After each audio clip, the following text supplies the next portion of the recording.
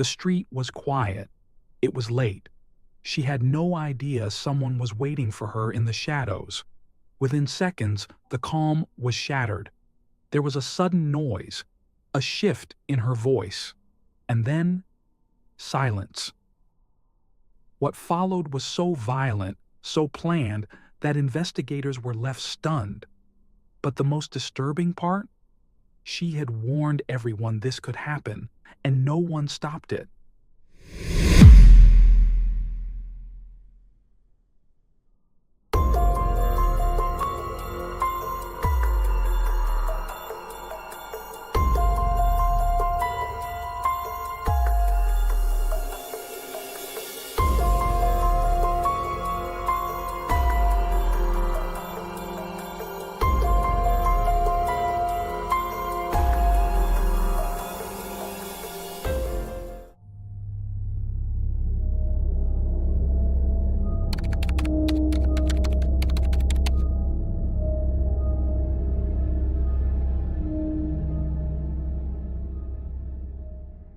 Born and raised in Italy, Alessandra Matteuzzi had spent most of her life immersed in the world of fashion.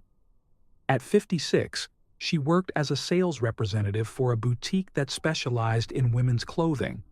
Those who knew her best described her as dependable, thoughtful, and refined. She brought precision and grace to everything she did, whether it was assisting a client or caring for a loved one. Alessandra was known for her deep compassion. Her sense of responsibility extended beyond her career. For years, she had been her father's primary caregiver during his final illness, offering unwavering support until his death. The experience left her emotionally drained. After his passing, she withdrew socially, turning inward and hesitating to pursue new relationships. Her mother, who lived in a care home and needed constant assistance, became the center of her daily life. Alessandra maintained a steady routine that included frequent visits to her mother and daily phone calls with her younger sister Stefania, with whom she shared an unshakable bond. Despite her reserved nature, Alessandra maintained an online presence. Her social media accounts revealed glimpses of a peaceful, structured life, photos from family gatherings, elegant outfits from work, and quiet moments at home with her pet. She was not reclusive, but she preferred calm settings and meaningful connections over large crowds or spontaneous socializing. Her world had become smaller, yet it remained deeply personal and intimate. That world shifted in the summer of 2021. It began, like many modern connections do, through social media. Alessandra came across the profile of a young man named Giovanni Padovani. Born in Sicily, Padovani was 26 years old and living a very different life. A professional football player with a side career in modeling, he was active and widely followed online. His posts often featured training clips, travel photos, and behind-the-scenes looks at photo shoots. His digital persona was polished, charming, and widely admired, especially by women. There was nothing about his profile that appeared suspicious. If anything, his openness and approachable tone gave the impression of someone self-assured but grounded. Despite their significant age gap, the initial interaction between Alessandra and Giovanni unfolded with surprising ease. He was respectful and kind, never dismissive or arrogant. Over time, their messages grew more frequent, moving from simple greetings to longer exchanges about daily life and personal thoughts. As their digital conversations evolved into real emotional exchanges, the bond deepened. They communicated almost daily, sharing photos, life updates, and words of encouragement. Eventually, Giovanni arranged to visit Alessandra in person. He traveled to Bologna, where she lived, and spent several days getting to know her in her own environment. He was gentle, observant, and never overstepped.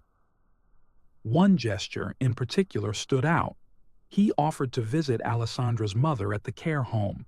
That moment, simple yet meaningful, left a lasting impression. It suggested that he wasn't merely interested in Alessandra, but in the life she had built and the people she loved. In the months that followed, Giovanni continued to visit Bologna. He and Alessandra shared quiet moments, walking through the city, cooking meals, running errands together. He accompanied her in her routines and seemed to enjoy the slower pace of her world. He appeared to care deeply, capturing moments together in photos he sometimes posted online. In private messages, he offered her encouragement and affection. To those observing from the outside, it may have seemed like an unexpected but tender relationship, two very different lives finding common ground. But not long after the new year, that sense of security began to unravel. Padovani's tone shifted. He began calling more often, sometimes several times a day, and his questions became unusually specific. What once felt like affectionate curiosity turned into suspicion. He demanded to know whom she was speaking with, what she was doing, and why. Their chats transformed into interrogations, laced with doubt. Then came the accusations. He insisted she was hiding things from him, details, people, conversations. None of it had any foundation. His fixation didn't stop with Alessandra. He started calling Stefania directly, attempting to convince her of his distorted view of reality. He pleaded for her support, but as his behavior grew more erratic, his tone shifted from persuasion to aggression. Stefania remembered him yelling during phone calls, his voice raised, accusations flying. She eventually made the difficult decision to cut contact altogether. Alessandra, on the other hand, held on. She believed the storm would pass. She didn't argue or provoke. Instead, she tried to calm things, to restore balance. But the man who had once seemed so emotionally in tune began pushing further into her life. His jealousy took root. Casual social media activity, likes, photos, comments, triggered new rounds of conflict. He demanded explanations for even the smallest digital interactions. As his obsession grew, so did his need to control. He started calling at all hours of the night. His messages, once sweet, became a torrent, urgent, aimless, and constant, sometimes angry, sometimes apologetic. Alessandra's peace was shattered. His mood swings were exhausting, his expectations impossible. And yet, he continued to embed himself into her life in increasingly invasive ways. In early 2022, the situation escalated. After one of his visits, Alessandra noticed something was wrong with her digital accounts. She had been locked out of her email and social media profiles. Attempts to recover them revealed that the new passwords contained clues, phrases, and references connected directly to Giovanni. She suspected he had accessed her computer. The deeper she looked, the worse it became. Her WhatsApp account had been linked to a foreign device, and spyware was later discovered on her phone. This software wasn't just for monitoring, it gave Giovanni the ability to read her messages, review her call logs, and track her location in real time. His surveillance wasn't incidental, it was systematic and deliberate. That suspicion was confirmed when he began referencing private conversations, ones Alessandra had never shared with him. He knew who she had talked to and when. He confronted her with twisted interpretations of her digital interactions, convinced she was being unfaithful, even in the absence of any evidence. The intensity of his delusions only grew. He demanded proof of her whereabouts, short videos sent every 10 minutes. These clips were meant to verify where she was and who she was with. Refusing to comply brought out his rage. He'd threaten to end the relationship, accuse her of betrayal, or bombard her with messages until she gave in. His tone became cold, authoritarian. Alessandra no longer felt like a participant in the relationship. She felt surveilled, evaluated, and trapped. Then came the most chilling revelation. Giovanni had somehow gained access to her home surveillance system. A screenshot he shared in a message to his mother, a still image of Alessandra from inside her apartment, confirmed it. He had been watching her, live, inside the place she once considered safe. The violation was total. By mid-2022, Giovanni's behavior had turned openly predatory. He wasn't just watching online, he began following her in person. He loitered near her apartment building in Bologna, appearing at odd hours without warning. Neighbors noticed. One resident spotted him trying to enter the complex. Another saw him on the roof. He was no longer hiding his intentions. Alessandra warned her neighbors not to open the door for him. Her life was now ruled by anxiety. He had become unpredictable, volatile. And then came the damage. Her car was tampered with, its lights disabled by cut wiring. Her apartment lost power after someone had removed the fuses. These weren't just acts of vandalism. They were calculated provocations designed to force her into physical proximity with him. There were sounds of shouting, heavy thuds against her walls, items in her home smashed or broken. At one point, he climbed back onto the roof, attempting another break-in. His jealousy, once disguised as affection, had spiraled into obsession. All boundaries had been obliterated. The woman who had once lived a quiet, structured life, rooted in routine, family, and compassion, was now living in a state of constant fear. Alessandra was no longer in a relationship.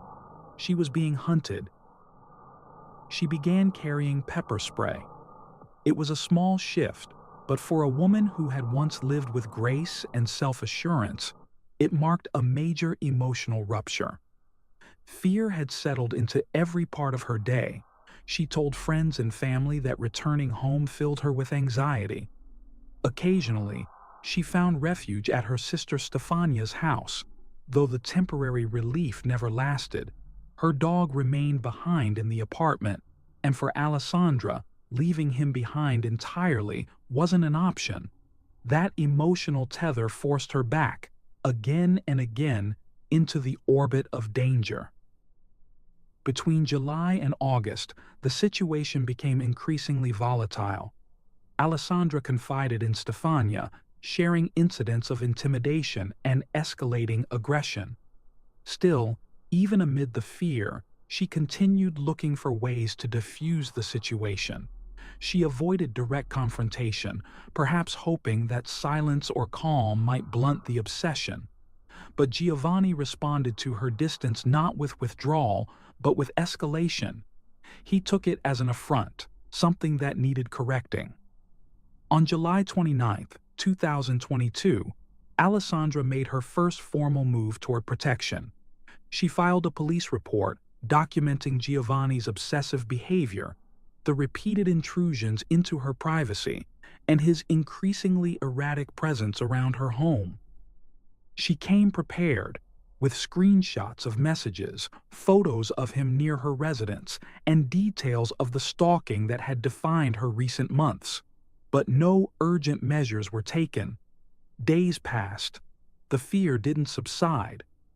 On August 3rd, she returned to the police with new evidence, additional sightings, further interference. Once again, she shared her concerns. But the case remained in an early phase. Investigators noted her claims but made no protective recommendations. There was no restraining order, no formal warning, no police presence near her building. By August 8th, she was back again. The harassment hadn't stopped. Giovanni continued to appear near her home and attempted to enter the building. She documented each new incident, the car damage, the power disruptions, and the attempted break-ins. His messages were growing more hostile. Still, the official response remained unchanged. A fourth visit came on August 13th. Alessandra, by then, was exhausted and terrified. She was being watched, followed, and digitally tracked. Giovanni's control extended into her private communications and daily routines. She made it clear she feared for her life. She gave police direct quotes from his messages, words filled with threats and psychological manipulation. One of her statements stood out with horrifying clarity. "I don't want to die." It was more than a plea. It was a warning. But even this wasn't enough to spur decisive action. Authorities pointed to procedural limitations. More witness statements were required. Some delays, they said, were due to vacation schedules. Investigators downplayed the danger. Because there had been no physical attack, some viewed the case as merely harassment, not as a precursor to violence. They underestimated what was unfolding in plain sight. Her family would later challenge that failure. They argued that the warnings had been clear, consistent, and serious. The progression was obvious. What began as digital obsession had become physical intimidation. Giovanni's behavior was no longer reactive. It was calculated, repetitive, dangerous. And then came the clearest evidence of all. On August 20th, 2022, just 3 days before the final act, Giovanni created a checklist on his phone. Investigators would later find it in his notes app. The list wasn't vague. It included specific items: duct tape, a hammer, restraints. Beneath that was a written plan: simulate a conversation, find a way to get inside, bring the necessary tools. The level of detail removed any doubt about his intentions. This wasn't spontaneous rage. It was methodical planning. On August 21st, Giovanni left Sicily, where he had been engaged in football-related activities, and traveled to Senigallia under the guise of personal business. From there, he continued his journey, ultimately arriving in Bologna on August 22nd. Digital records would later confirm Giovanni's movements in chilling detail. He had slipped into Bologna quietly, informing no one, not even Alessandra. After arriving on August 22, 2022, he hid a hammer in a bush close to Alessandra's apartment building, strategically placed in a secluded corner of the residential complex. He had scouted the area in advance, carefully planning each step. At some point that same day, he climbed to the rooftop of the building. From above, he watched and waited, tracking Alessandra's comings and goings. This surveillance was not new. He had been monitoring her for months, but this time, he was no longer satisfied with watching. Weeks earlier, Giovanni had written a note in his phone. Dated July 2nd, it read, "I'll end her because she ended me emotionally." In it, he painted himself as a victim, claiming he had been manipulated, discarded, and driven to the edge. He admitted full awareness of the consequences. "I know I'll end up in prison. This note will explain to the police what she did to me." His intentions were unmistakable. What was about to happen had been decided long before he made the trip north. On the evening of August 23rd, Alessandra returned home, unaware that Giovanni was nearby. It was just after 9 p.m. She was speaking on the phone with her sister Stefania, a routine conversation between two women whose connection had always been rooted in trust. As Alessandra approached the building entrance, Giovanni stepped out from his hiding spot. The assault began in seconds. Stefania, still on the call, heard a sudden shift. Alessandra's voice changed, followed by the unmistakable sounds of a violent struggle. In that brief moment, everything unraveled. Witnesses later recounted seeing Giovanni lunge at her. He retrieved the hidden hammer and delivered a blow so forceful that the head of the tool snapped from the handle. But the attack didn't stop there. Giovanni continued beating her with his fists, then lifted a heavy wrought iron bench, situated just outside the entrance, and used it to strike her again and again. He acted with explosive violence, delivering multiple crushing blows. Forensic reports would later reveal over 20 traumatic injuries. Alessandra's skull, chest, arms, and legs bore the marks of a brutal assault. Her body was found with signs of blunt force trauma, deep fractures, and evidence she had been dragged across the ground. Despite the noise, despite the commotion, he made no attempt to escape. When police arrived, he was sitting near the building's front door, waiting. Officers described him as calm, his demeanor eerily composed. "Good thing you came," he said upon arrest. There was no struggle, no signs of remorse, only a chilling acceptance of what he had done. Alessandra was rushed to the hospital, but it was too late. The injuries were catastrophic. She died within minutes of arrival. The evidence left no room for doubt. His actions were methodical. There was no effort to cover his tracks or disguise the crime. The precision, the timing, the location of the weapon, everything indicated premeditation. Witnesses described him as swift and unwavering, moving with the certainty of someone who had rehearsed it in his mind many times. Stefania's phone call, along with the physical and digital trail, became critical in reconstructing the exact sequence of events. The entire attack lasted only a few minutes, but it was the culmination of months of calculated psychological torment. Following his arrest, Giovanni was transferred to a psychiatric facility. He initially invoked his right to remain silent, but later made statements in which he blamed Alessandra for the outcome. He claimed emotional devastation, saying she had broken him.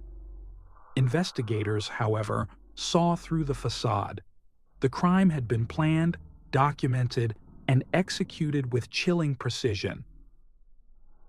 Though his defense team pushed for a psychiatric evaluation, the court-appointed experts found him to be fully aware of his actions.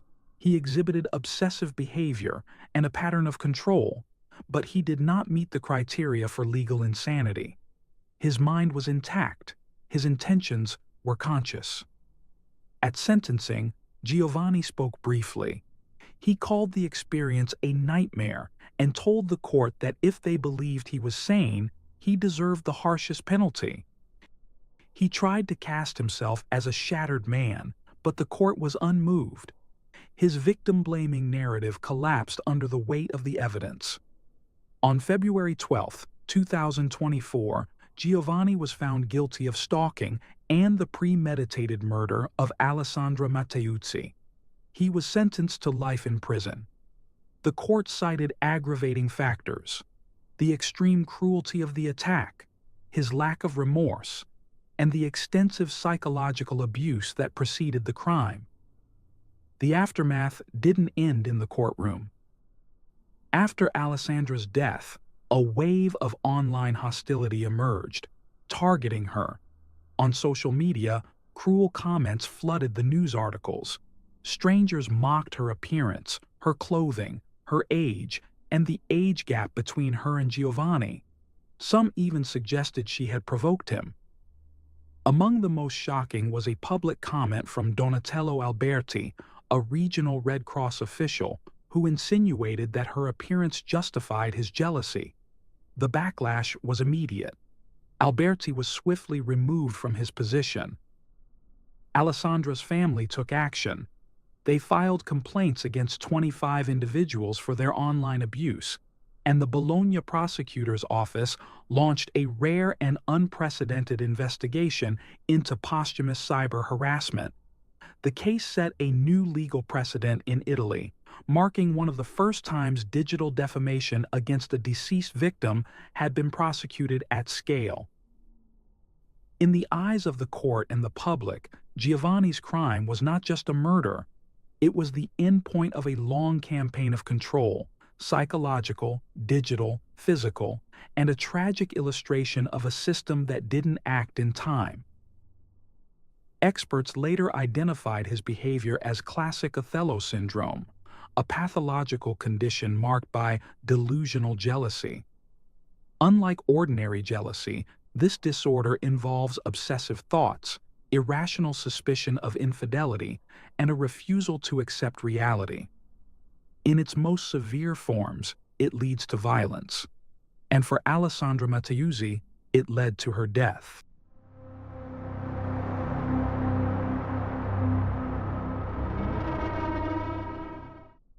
Thanks for tuning in to Unreal True Crime. If you're intrigued by mysteries from around the world, check out our new channel, Latin Crimes, where we dive into the gripping true crime stories of Latin America. Don't miss out. Subscribe now for more thrilling investigations.